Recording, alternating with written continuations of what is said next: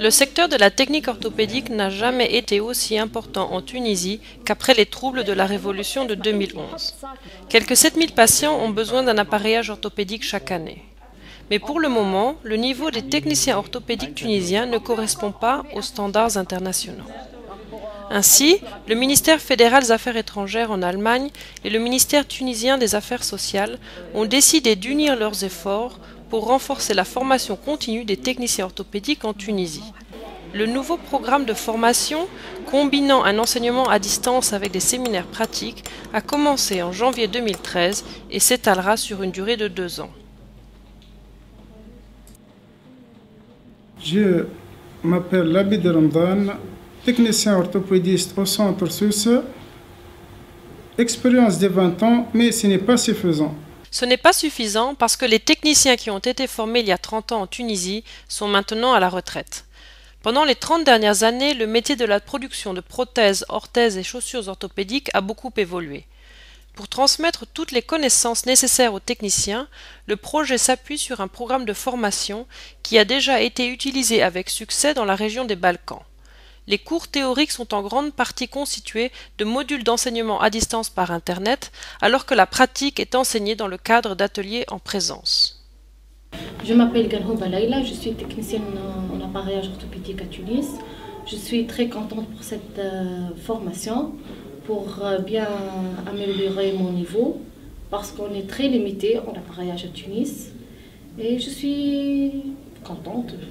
Et j'espère que je continuerai jusqu'au bout. Et merci. Nakon edukacije studenata ovdje u Tunisu, njih nekih 40-ak, mogu reći da je, bar prema onome što sam do sad vidio, platforma dobro funkcioniše, dobro je konstruirana. Ima ovdje ljudi koji skoro ništa ne znaju o kompjuterima, ali zahvaljujući fleksibilnosti i jednostavnosti korištenja platforme, mislim da kompletna ekipa neće imati nekih velikih problema sa savladavanjem materijala, što se pokazalo i u dosadašnjim našim generacijama, gdje su ljudi koji su skoro bez ikakvog kompjuterskog znanja ušli u edukaciju, na kraju imali solidno i kompjutersko znanje, a i savladali su materijal koji inače imaju zadatak da savladaju tokom semestara njihove edukacije.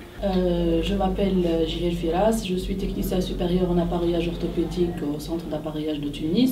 J'ai voulu assister à cette formation pour améliorer mon niveau technique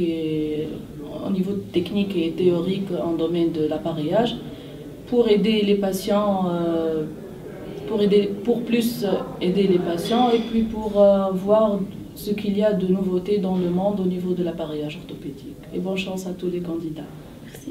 Le ministre tunisien des Affaires sociales, M. Khalil Zaouia, et l'ambassadeur d'Allemagne en Tunisie, M. Jens Plötner, ont également souhaité bonne chance aux participants à la formation.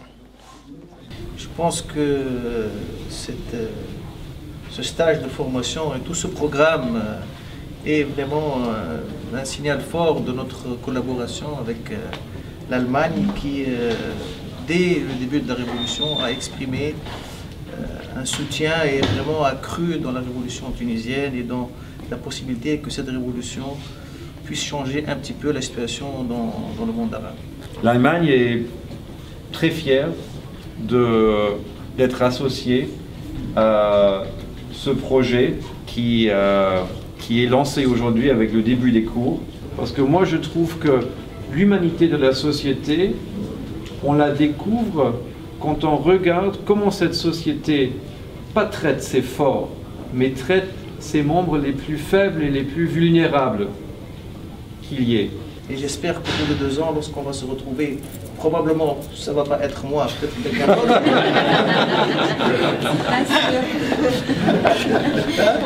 Mais je viendrai quand même.